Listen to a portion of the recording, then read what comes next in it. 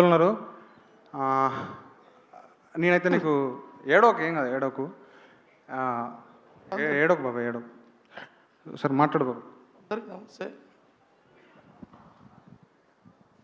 తీసిన సినిమా మా ఊళ్ళో జరిగింది. నేను కళ్ళ నిండా చూసిన,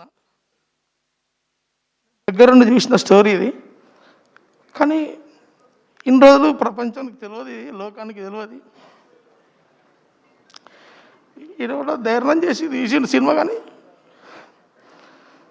ఇది నిజానికి 15 ఏళ్ళ సంది మా కడుపులో మసులుతుంది. కానీ నేను చెప్పేటోడు ఎవరు, పక్కింటోడు కూడా చెప్పాడు పక్కింటోడికి.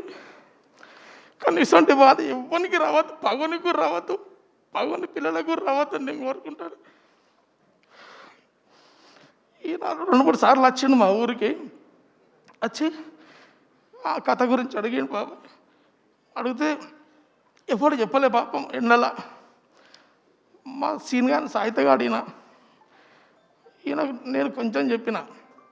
ఇప్పటికీ నేను ఒకటి చెప్పాలని వచ్చిన కానీ ముఖం దాచుకున్న చూడు సిగ్గు అవుతుంది. అరే లోకానికి చెప్పినవారు సాయిలు,